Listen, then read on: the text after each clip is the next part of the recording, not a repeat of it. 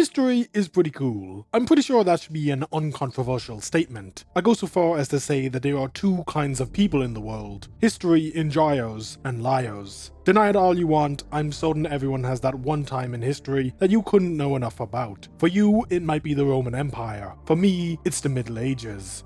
Knights are cool.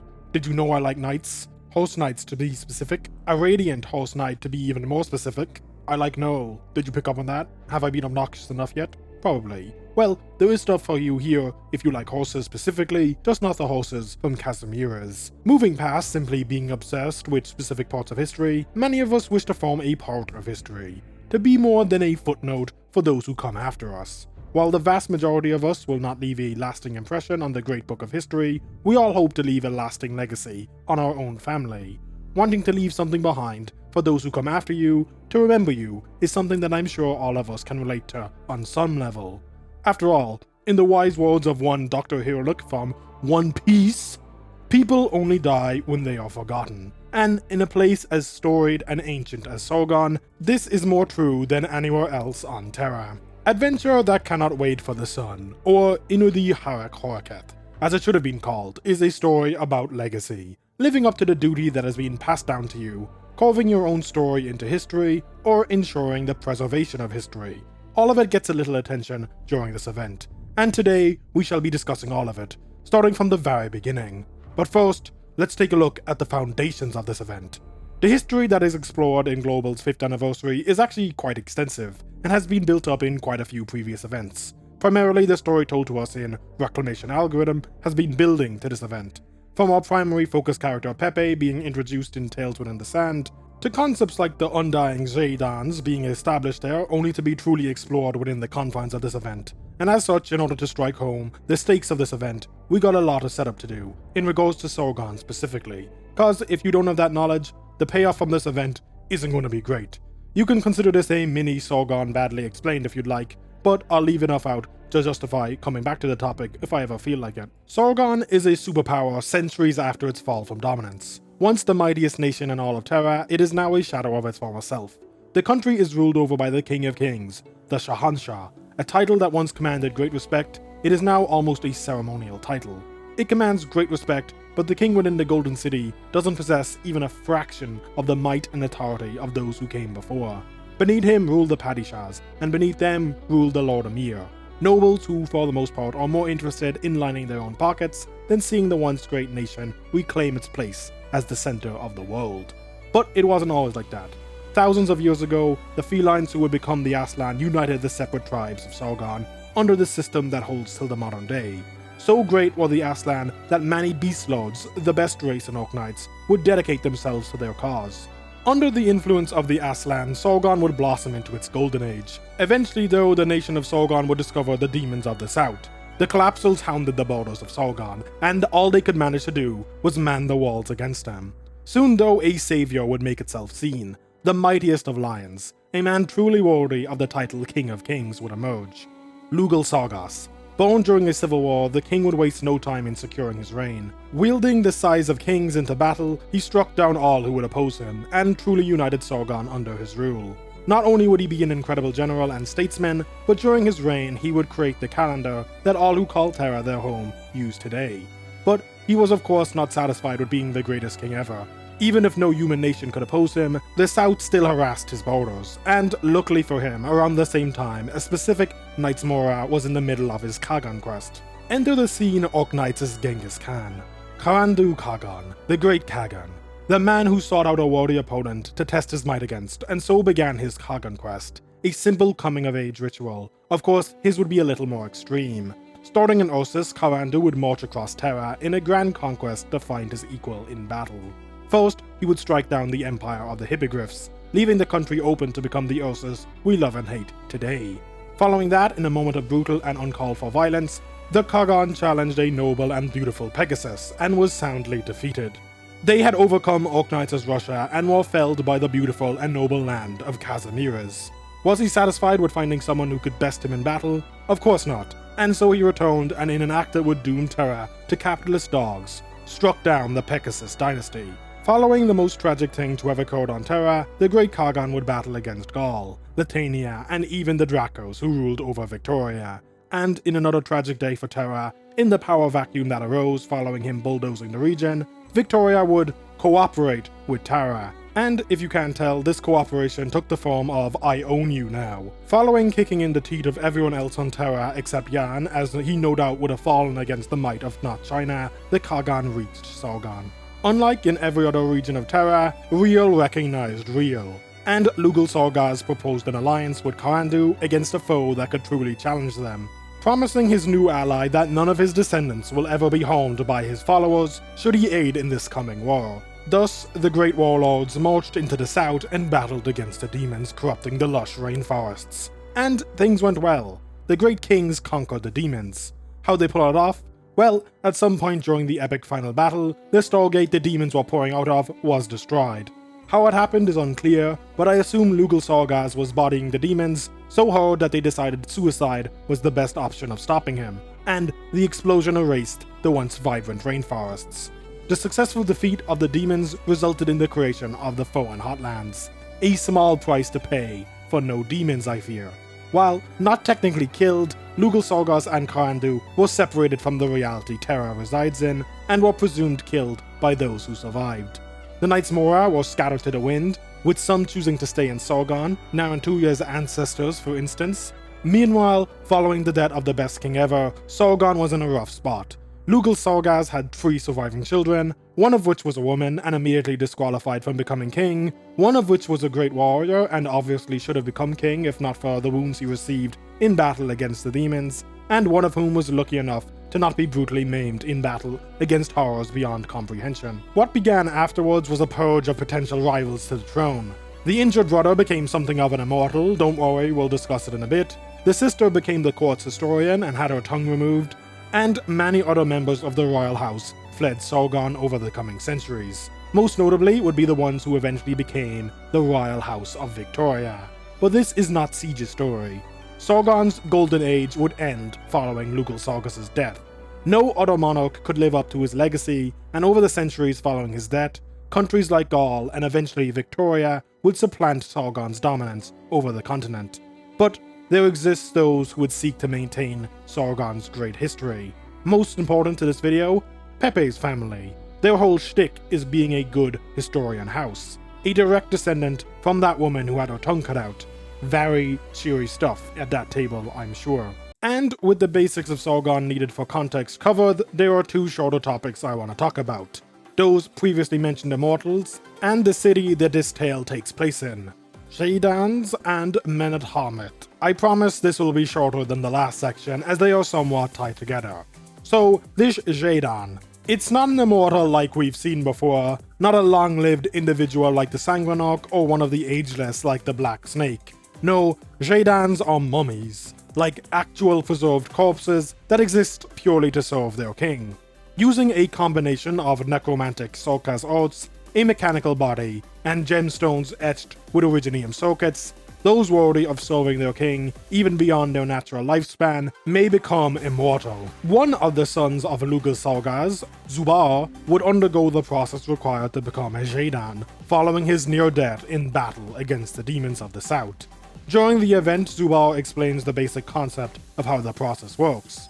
In the time of Lugal Sargas' rule, people believed individuals are made up of the body, name, and soul. The body is the physical vessel of the self. It must be upgraded with something more durable. The name is the identity known to others, and can retain its meaning by being passed through future generations.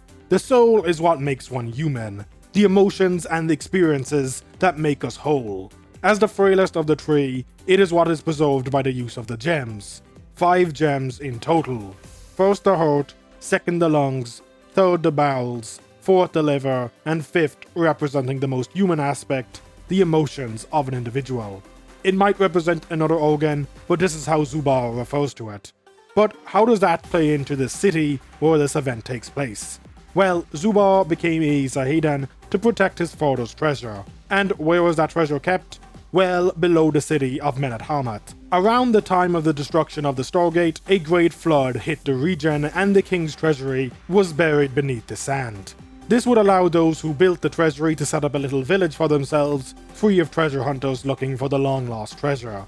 This flood was immortalized by the residents of the city in the form of the Flood Festival. The people who called it home lived there for centuries before armies of the Lord Emir came looking for the old king's treasure. They gently persuaded the local populace into revealing the location of the king's treasury. The ancestor of Sandrekener, aka Lasvar, would be the one to lead the army there.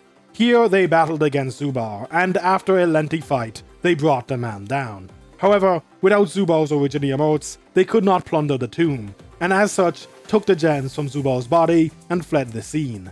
The craftsman failed to repair the body of Zubar, but thanks to the guidance of two beast lords, he would learn what he had to do. Within Menet Hamat, they would turn the city into the jewel trading capital of Sargon, with the hopes of eventually retrieving the gems taken from Zubar. Menet Hamat is not just famous for its jewel trading, however. A great museum calls the city its home, and that museum would be the location where this event is set into motion. And with that, we are mostly ready for the story of this event. But one last bit of housekeeping, the characters, and I've already introduced you to the big players, Pepe, Narantuya, and Zubar.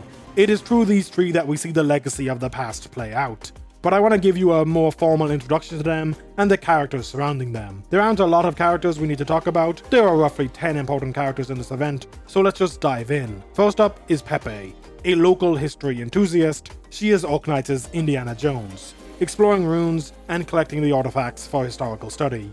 Also, they are both white. And speaking of white, Papyrus, the curator of the museum that Pepe shall use as a base of operations. Papyrus, aka Anat, alongside Medja Titi, aka Titi, are childhood friends of Pepe. They went to school together and have always been supportive of each other's goals. Throughout this event, Papyrus and Titi are responsible for grounding Pepe on her quest to uncover the history behind Zubar. And speaking of the mummy, Zubar is a really interesting character. A true man out of time. One who is looking upon a familiar but completely alien world.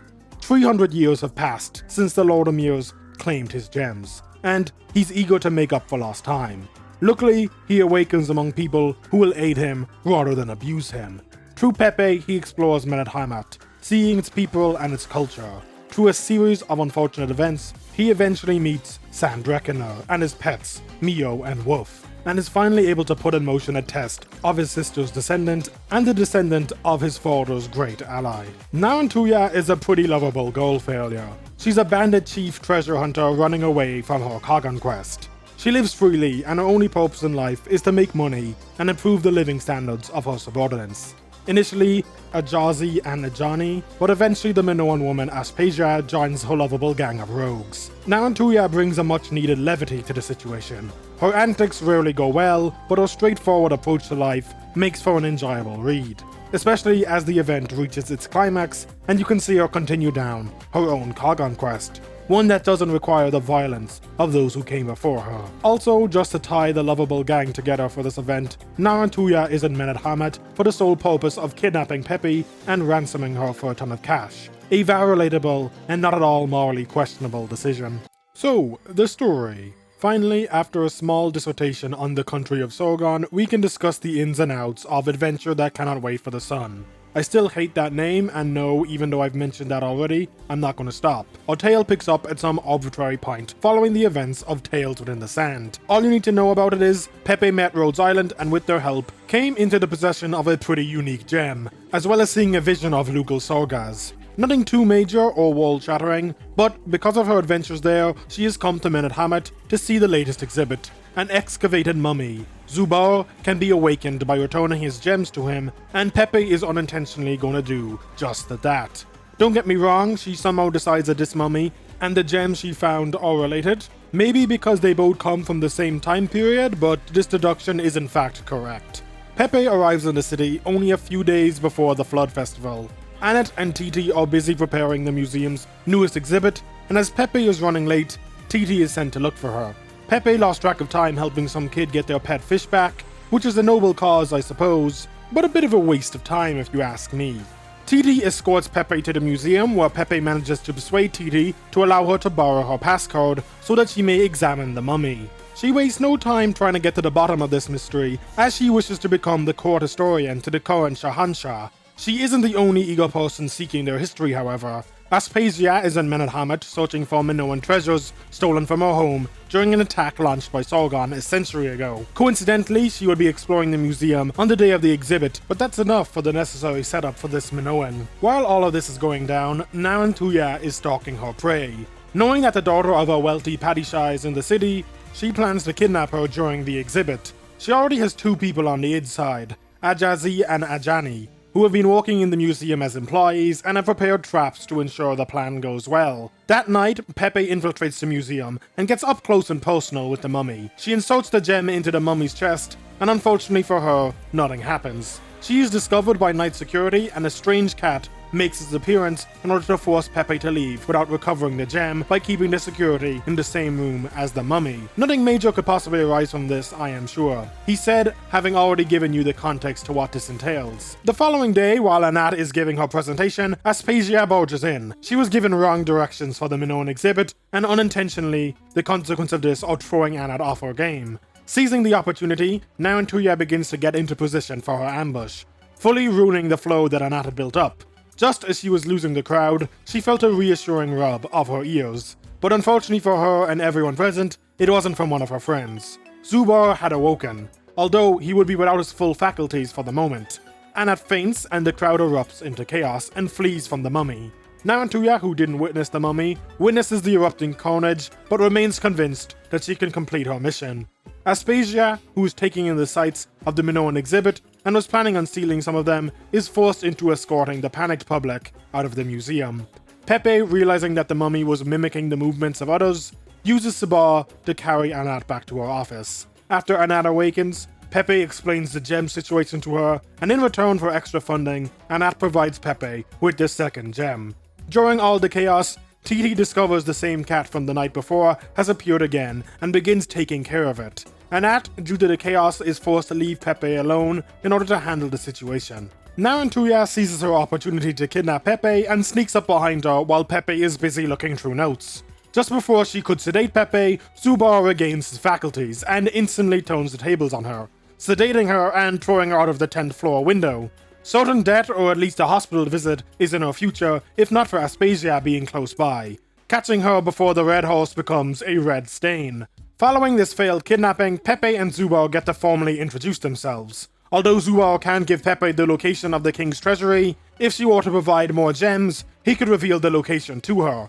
In exchange, Pepe takes him on a tour of the city, although she is forced to hide the mummy from the general public. While Pepe and Zubar get up to silly shenanigans for the next few days, Narantuya is recovering from the mummy incident. Aspasia nursed her back to health, and upon awakening, Narantuya would recruit her as a new subordinate, promising to pay her back for saving her life as her new, reliable boss. Pepe discovers the third gem is going to be the second place prize in one of the Flood Festival's competitions. As such, she decides to enter the competition and use her influence as a noblewoman to ensure she gets second place. Around the same time, Aspasia learns that one of her family's stolen goblets is the third place prize, so she enters the competition too. Narantuya, being the reliable leader that she is, gently persuades the judges into giving her third place, and just when they were both about to achieve their respective goals, the person who won first place smashes their entry, causing both parties to move up one slot, so everyone loses. Narantuya, not one to let a good plan fail, immediately begins setting into motion another plan to kidnap Pepe. This time using the gem she had just acquired, preparing her ambush which no doubt would be successful this time, if not for, once again, that meddling cat.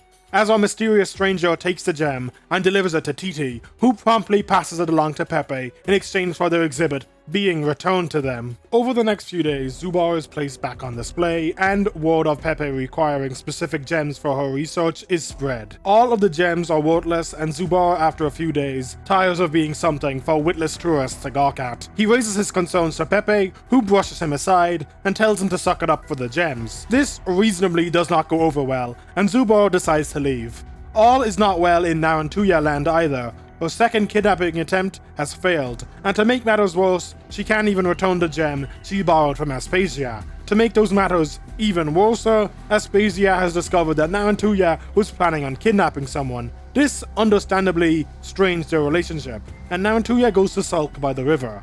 Here, she is comforted by the very man who not a week ago threw her out of a building. Regardless, after a little bit of panicking, Narantuya and Zubar come to an understanding.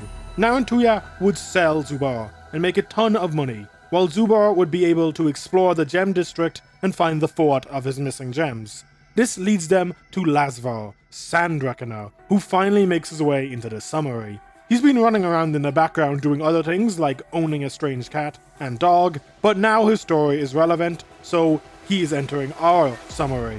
Despite Narantuya selling the very obvious mummy that could only have come from the museum, Lasvar asks no questions and simply provides gold for transactions rendered. Dirty deeds done at a reasonable price, if you ask me. Narantuya takes the money and runs for the hills, and Zubar settles in for his stint in the gem district. However, Mio and Wolf are very familiar with Zubar. They are beast lords who have served the interest of the royal family for centuries and guided Lasvar's family leading up to this exact moment. Lasvar possesses the fourth gem and completes his family's duty in returning it to the ancient general. Zubar summons ancient constructs that begin dismantling the city and claiming the gems within it. Zubar plans to use them to recreate the city as he remembers it. The mummy leads Lasvar towards the entrance of the king's treasury, taking the time to reveal to him some of Sargon's past. And yes, I do believe that is calced in this image. In response to his family's long history of work towards the restoration of Zubar's body, Zubar rewards Lasvar by forgiving him of all his ancestors' sins and freeing him from his duty.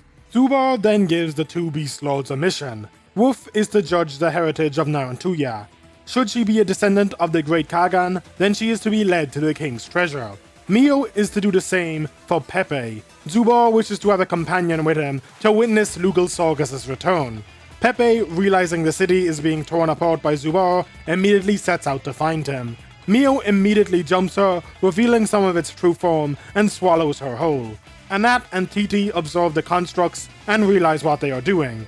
This presents the issue of blocking the old tunnel system, stopping the flow of water, and making sand flow through the pipes.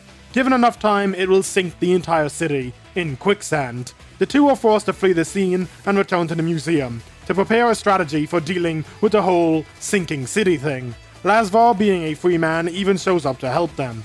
Narantuya and her stooges are trying to avoid the rampaging constructs. She suggests heading to the museum where the experts are in the hope of solving the problem, but are sealed in by the constructs. When they attempt to make their escape, the constructs suddenly stop chasing them. Karandu was promised that none of his people would ever be enemies of Lugal Sargas. Wolf watches on as Narantuya passes the test of her heritage. Wolf traps Narantuya in an illusion. He wishes to force her to accept her Kagan quest. However, Aspasia appears and drives Wolf away, freeing Narantuya. Aspasia and Narantuya manage to make up and make their way towards the museum to lend a hand, which inevitably leads the duo to venturing underground to prevent the city from sinking. Meanwhile, Pepe is shown visions of Zubar's past, from playing with his sister who looked a lot like Pepe, to following his father to war, and even the fate that awaited him following the defeat of the demons. Pepe even gets a first-hand look at the process of becoming a Jahedin. Our test ends with a question posed by Pepe. In his immortal life, did Zubar ever, even with the unbearable suffering he went through, ever consider forgetting his father and sister? The only acceptable answer was, of course, never. History should never be forgotten, even if it hurts you, especially if it hurts you. And so, Zubar takes Pepe underground to see the tomb of Lugal Sargas. Upon witnessing the image of the great king once again, Pepe makes up her mind. She won't leave the city to its fate. And so, despite the relationship the two have developed, Pepe and Zubar do battle. Aspasia and Narantuya rapidly make their way down to the tomb, but before they can enter, Aspasia attempts to send Narantuya back to the surface. Narantuya had always sought to leave those who followed her better than when she found them. Her duty, her Kagan quest, was to save those who trusted in her. Even now, Narantuya would rather duel her new friend than allow her to sacrifice herself. Using her Knight's Mora illusion arts, Narantuya slips past Aspasia and dives into the tomb. Pepe, meanwhile, is struggling in her duel. However, she times her strike just right and lands a decisive blow on Zubar's chest. What might not have been fatal to someone else is crippling to Zubar, however. She has broken one of his gems. Pepe has gifted the ancient warrior with eternal peace. She escorts him to the center of the room, where, within a giant hollow gem, Pepe finds the fifth and final gem, the emotions that Zubar had torn out in order to survive the countless centuries of isolation. In his final moments, Zubar once again feels human as his body finally gives out. Melting away into the water, the ancient general finally laid to rest. Unfortunately for Pepe, the room she was standing in collapses, and water begins flooding in.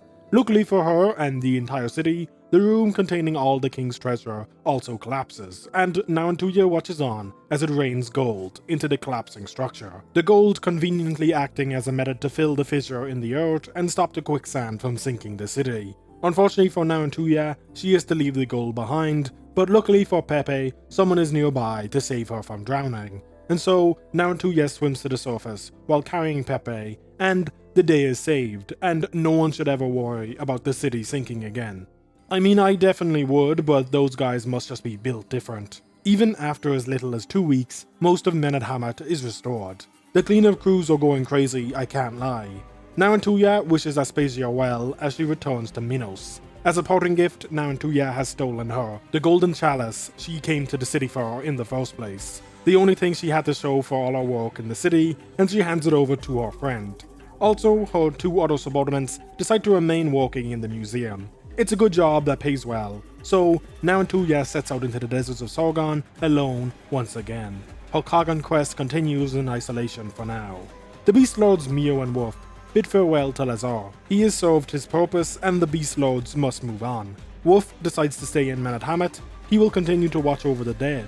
Mio, on the other hand, plans to head to the Golden City, the heart of Sargon's vast lands. Titi is designated as his new keeper and shall be accompanying him there in the future.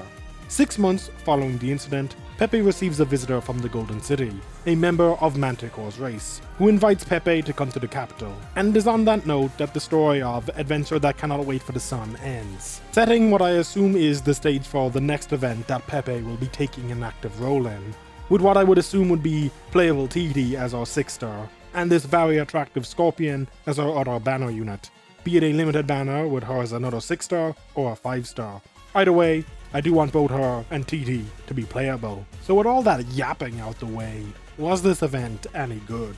Well, setting aside what I'm sure will be some people's objections about the designs, yes, Inudi Harak Horketh is a really solid event. The story of Zubar was really compelling, and I enjoyed Narantuya quite a lot. It even made me love Nami's new child, which is something I can't say Reclamation Algorithm made me do. Is it my favorite summer-themed event? No. So Long Adele is currently still my favorite, but I did enjoy it. It kinda makes me wish that we had all of our summer events focused around developing and never-expanding series of Sargon-focused events. It's clearly a country with a rich history, and one that we have barely scratched the surface of. Aside from this event, both Gavial events, Originium Dust, and both Reclamation Algorithms have taken place in Sargon, and this is the first time we have really taken advantage of that build-up in a dedicated side story. Even A Walk in the Dust featured Sargon as one of the different places where Kalset left an impact, something that was somewhat referenced during this event. Makes me wish that she had an appearance just for Zubar to say she hasn't aged a day. That would make the old hag very happy, I'm sure. And now, because I would regret not mentioning it at all, and I've been trying to work it into the video, White Pharaoh Holderer. Listen, I've been trying to weasel him into this video somehow this entire time. Entirely because of this meme. It's not that funny, but I love it. It is my boy. It is my duty as a creator within the Arknight space to tell you to not buy the White Pharaoh skin. However, if you must, as you love using his skill tree and have grown tired of looking upon his standard skin, then you must promise me that when you do so, you shall shake your head ever so slightly to let everyone know that you do not approve. Or, don't take life advice from somebody who talks about Arknights on the internet. But let's set that aside. I want to hear your thoughts about the event down below. Not that I will be reading them, as I've wasted enough time on this event, and I need to catch up on all that Endfield beta gaming. Y'all, be good people, and I will see you in the next one.